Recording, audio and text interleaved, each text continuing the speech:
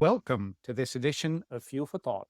I'm your host, Guido Vildozo, Associate Director for Consulting at S&P Global Mobility. In today's episode, we're discussing the landscape of autonomous vehicles coming out at the 2025 Consumer Electronics Show, or CES, that was just recently held in Las Vegas at the beginning of the year. After years of ambitious announcements and hype around fully self-driving cars, it appears that companies are shifting to a more pragmatic approach.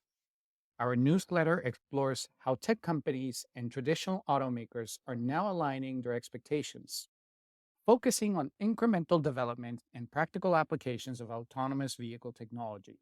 As the industry moves forward, partnerships between startups and established players are becoming crucial for driving innovation and achieving market-ready solutions. Joining me today are two experts from S&P Global Mobility who were at CES and closely follow developments of autonomous vehicle technology. Jeremy Carlson, Associate Director, Autonomy, and Brock Wahlquist, Senior Specialist, Technical Research. Welcome to both of you, and thank you for being here today. Let me get started and shoot a few questions at you. Jeremy, what was your key takeaway from 2025 CES regarding the state of autonomous vehicle technology? I think the key takeaway for me, Guido, was that we saw some reinvigoration, some new life, new interest in autonomous vehicles at CES. And this is in the context of the last several years where the interest, expectations, just everything seemed to not sour exactly, but certainly slow down quite a bit and become a lot more realistic and even a little bit pessimistic here for these last couple of years. There were always some bright spots, but it felt a little bit different here at CES this time. Great insight, Jeremy. And I remember when all of this got started, everyone wanted to be an auto tech, and then we didn't want to be auto tech anymore. So how is this CES different from past years? I think these last couple, honestly, besides like the new interest, we're seeing just a little bit more product out there. In some cases, relatively final product. We've got examples of robo-taxis on show floors ready to come to market, actually running test rides, for example, like Zoox around Vegas. We certainly have the new product from Waymo with their work with Hyundai and Zeekr. So that, I think, was quite interesting. And it's really just the culmination of all of the work and the plans that these companies had been doing right over the last several years. The other key takeaway for me was that there were very few automakers at CES, or at least demonstrating on the show floor at CES this year. We did have a couple unveiling vehicles making some big news, but it was certainly a little bit less splashy in some ways, in particular from the OEM side. Yeah, and building on that point that Jeremy had called out there, far less flash than years past. And I think it really drilled home the point of how important it is to execute current product and current plans and kind of put some of those futuristic concepts on hold for now. Great insights, Jeremy and Brock. And let me see this. What do you think are the expectations of tech companies and traditional automakers evolving in the past few years? How are these either coming closer together or further apart? You're seeing a little bit more of a convergence in some ways because some of these tech companies are wanting to do a lot of this themselves.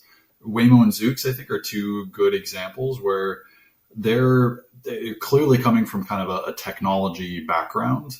But in order to bring that technology to market, they've had to step into the role, maybe not entirely as an automaker, but certainly as kind of an integrator of different components across the supply chain and these different levels of kind of technology and platforms to build into a final vehicle. Obviously, they're both doing it in kind of unique ways, but we're seeing a little bit more of those technology companies kind of getting dangerously close to being fully within the automotive industry and almost in the position of an automaker. Yeah, to echo on that point, I had just talked about how CES was largely a conversation of execution of near-term product and delivering on past promises. And whether you're looking at technology companies that Jeremy mentioned, such as Waymo, who highlighted a successful 2024, or Zoox talking about a launch coming soon in 2025 in Las Vegas, among many other examples, or the traditional automakers who are now really leaning into what can we deliver on road now for our customers. convenience-centric automated driving technologies, even advancement of basic ADAS functionalities and evolving those. I think it's really been leaning into where there are strengths and being sure to put that on focus at an event like CES. Thank you, Jeremy and Brock. And Brock, on that note, and talking about tech companies, how are startups adapting their strategies in light of the changing landscape that we're seeing, particularly in the autonomous vehicle sector? And echoing on that, what are some examples of successful partnerships between these startups and some of the larger traditional players that we have within the industry? Yeah, it's a great question. As we take a step back and look at things, I've talked in my last few points about execution being paramount, but surely there's futuristic ambitions as well.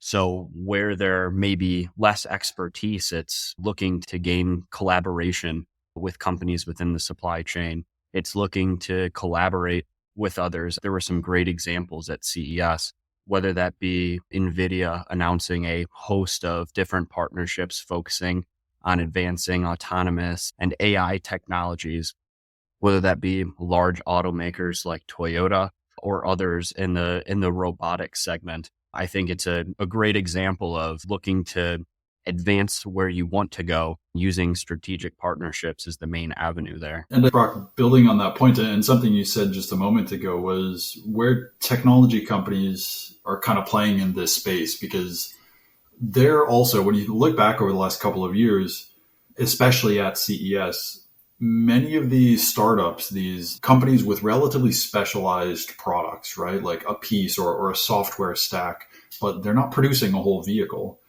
They don't intend to produce a whole vehicle. But at past CESs, they've needed to demonstrate the technology. So they come with a vehicle, they come with a full demo showing their integration and all of the additional work that's not necessarily what they're trying to bring to the table here. And I think now that we've got just broader understanding and much more awareness writ large across the industry of autonomous vehicles, technology, how it all comes together, I think now we see these technology companies, in particular these startups that maybe don't have the capital to do everything, they're getting back to their roots. They're specializing. They're showing exactly what they have in their portfolio and what they can bring to a partnership or a collaboration without worrying about making sure that the audience understands their value and how it fits into a vehicle and how it manifests in a driving behavior or something along those lines. So I think it does really allow a lot of startups in particular to not worry about educating everyone else and saying, this is where we fit into the bigger picture and this is what it might look like in a final vehicle, but really focusing on their value proposition and the details of the technology and the innovation that they can bring into those different partnerships, collaborations, or whatever format that might take. Let me latch on to a word that both of you have repeated, and that's execution. Can we explain the significance of the execution behind level 4 autonomy in the current market landscape? Yeah, and this, I think, has largely been the story of autonomous vehicles over honestly, the last decade.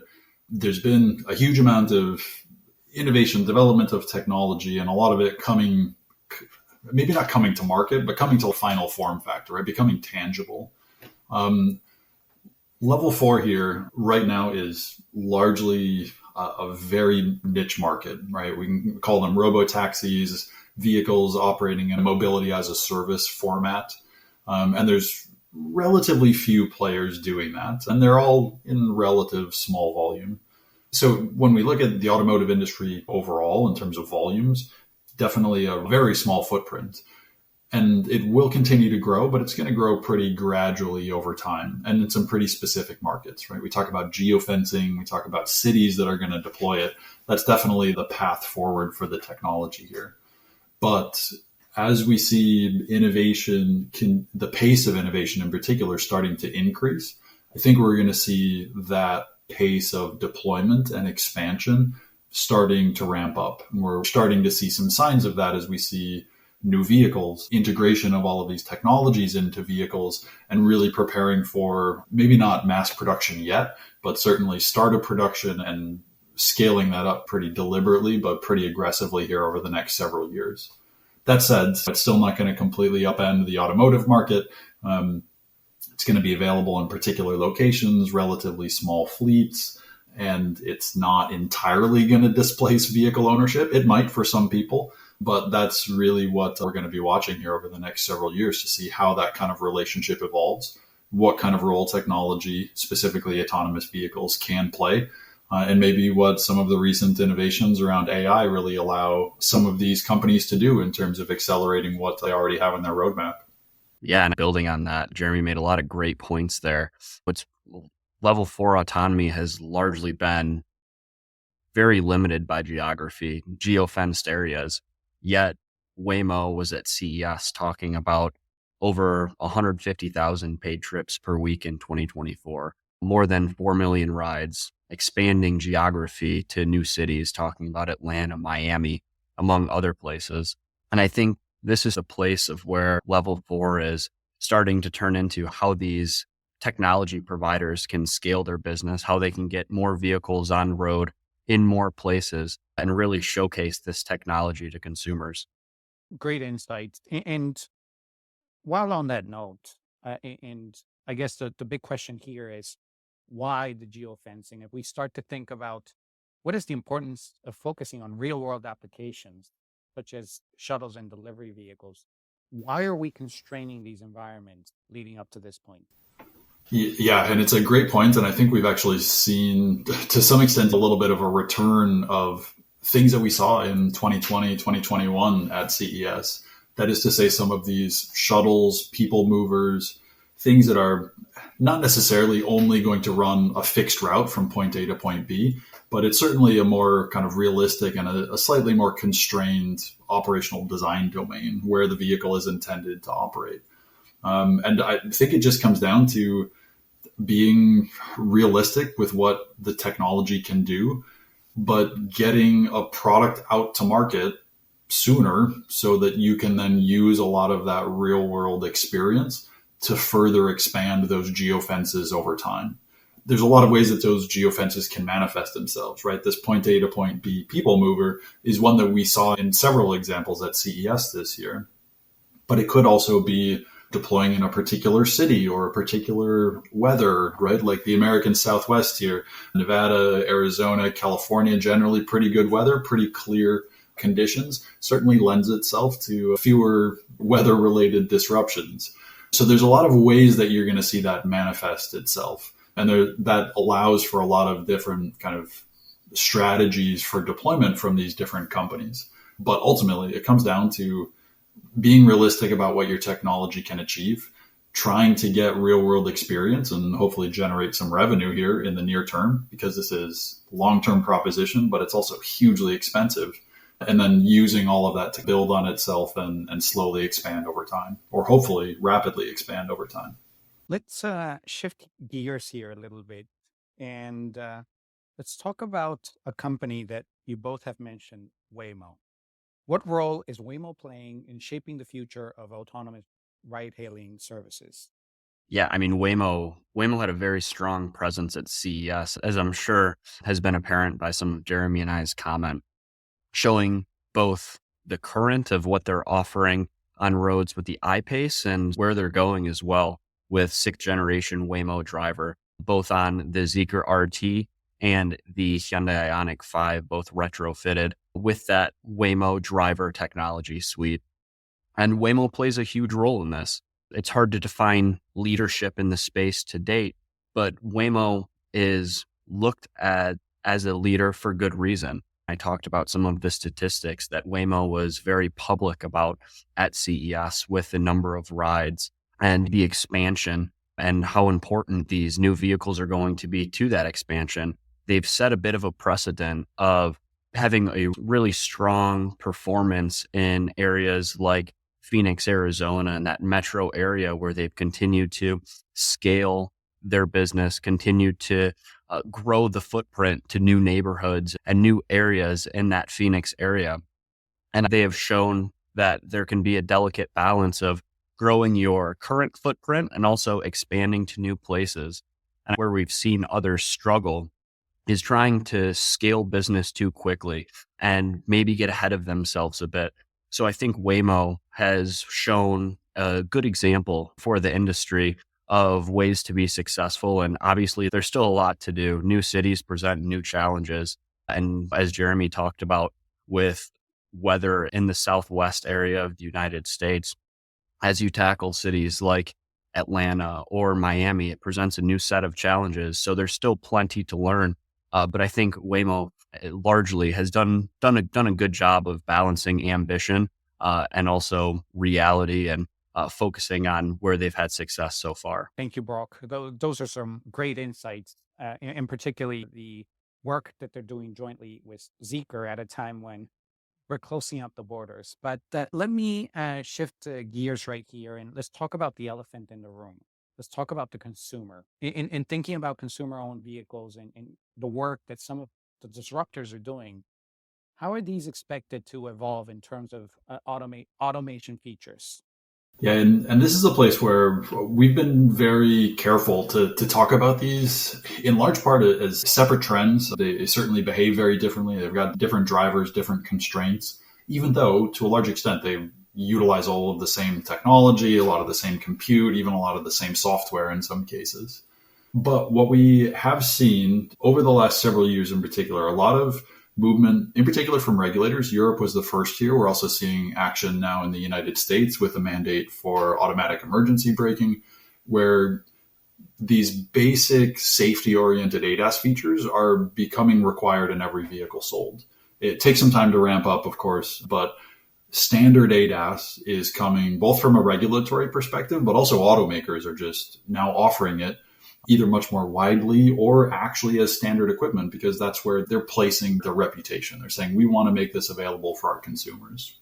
At the same time, then, they're offering a lot of the more convenience-oriented automated driving options, what we would typically describe as level 2 plus or level 3 systems that are usually optional. They're usually deployed pretty deliberately in terms of what programs they're being offered on, where they're operational. For sure, we're seeing some geographic differences in this, not just on a country by country basis, but sometimes on a state by state or a city by city basis. And that's, I think, where we're going to see quite a bit more happening here over the next several years. Automakers have largely put in place a lot of these level 2 plus systems. They've been developing, they've been deploying, they've got plans to make it available relatively broadly. Still optional, but a lot of consumers are going to start to see those level 2 plus features in their next vehicle purchase. And then alongside that, we're seeing a few very targeted, more kind of flagship oriented deployments of these level 3 systems, which actually allow the driver to disengage, to no longer constantly supervise what the vehicle is doing, at least in very specific circumstances. Those circumstances have been super limited so far, but over these next couple of years, we're going to see that top speed start to increase, and we're going to start to see them available in different markets here. And both of those things are going to help consumers understand more intuitively what this technology is capable of. And I think in turn, that's also going to build up some trust in the fully autonomous vehicle format, like we're talking about with robotaxis here. Great insights, Jeremy. And you just spoke about this. Let's talk about the regulator. And we have some news already coming out of DC as we speak, particularly as it pertains to electrification. But obviously, the regulator is likely to change the rules of engagement for autonomous vehicles. So how do you see the regulatory environment impacting the development and deployment of autonomous vehicles, both from a people mover perspective as well as consumer-owned vehicles? Yeah, it's a great question. And to be honest, it's quite difficult even to hypothesize what we might see, because there's a lot of ways that this could evolve here, especially given the regulators and the people driving and setting some of the policy here, in particular in the United States after the election. For the most part, consumer-owned vehicles, I don't think we're going to see a lot of change in what is coming to market and what we should expect to see. Basic ADAS becoming standard equipment, either for competitive reasons or for regulation, is going to largely be there. Maybe not in every segment. We'll get there eventually here and in due course. Even those consumer-oriented, kind of the convenience options in automated driving, they work rather well under kind of current regulatory schemes. So it doesn't require any change for those systems to be made more widely available or to come to market. The big question is, what does this mean for level 4 for robotaxis and the fully autonomous versions of the technology? And yeah, we don't currently have federal regulations in the United States that allows the same vehicle, for example, the same level 4 vehicle, to operate in all 50 states. We may get there. There is certainly some push from Elon Musk, in particular, reportedly wanting the Trump administration to take action and make this easier for kind of broader deployment to occur across the United States. But at the same time, there's going to be a role for state regulations, which is in place now. And that is largely going to remain in place because the states are still going to have a role in regulating the technology. Federal regulations are probably going to govern something around, it's vehicle equipment, it's mirrors, it's more of the physical characteristics and what these systems should be able to do. But actually bringing them to market, registering a vehicle, making sure you're regulating the mobility as a service business model, there's going to be a role for states to play here no matter what. So even without federal regulations here, there's still quite a bit of play. There's still a lot that can happen in the state environments where we do have regulations in place. Federal regulations can remove the ceiling, but we're not yet at that ceiling. So it's not misleading necessarily, but there's a lot that can happen here in the environments where we already have this available. Thank you, Jeremy. Last question to both. What should we expect from autonomous vehicle technology in the next 5 years? I think it's a great question following up on CES, where there were plenty of talk of current achievements, I'll say, and going from all of these achievements into next steps. I talked a little bit already about those next steps being expanding geographies. But as we talk about Zoox and we look at Zoox launching in Las Vegas, anticipated as sometime later in 2025, we look at Volkswagen, who is partnering with Mobileye and Innoviz to get their level 4 technology on the road globally in 2026, looking at a few core markets in Austin, Texas, as well as a couple cities in Germany. I think over these next 5 years, we're going to see what all of these promises are really made of, what this technology is really made of. In that process, there may be some consolidation within the space, but it is largely a space that is already consolidated from what CES may have looked like 3 or 4 years ago. So those who have both financially and technically committed to deploying level 4 technology, I think it's a really exciting time to see all of this research and development come to fruition and bring these vehicles on roads for consumers and in the next 5 years and really grow some of the volumes that we've seen to date. Yeah, Brock, all really good points here. And your point around consolidation should not be overlooked here in particular. It was a much busier space 5 years ago at CES, specifically around autonomous technology. And many of those companies were not there this year. Many have been acquired, many have shut down. So it's been a changing roster for sure. But coming back to your question, 5 years is a long time. Automotive is typically pretty slow moving, but the technology that we're talking about and a lot of the technology companies that are engaging in it and working with automotive players, they move quite quickly. And we haven't mentioned China here. I'm not going to bring it up at the last moment, but they move very quickly as well. So China, I think, is one place where I would expect to see quite a bit happening over these next 5 years. Robotaxi fleets starting to scale up, a lot more automated driving overall in that market and kind of the consumer end of the market.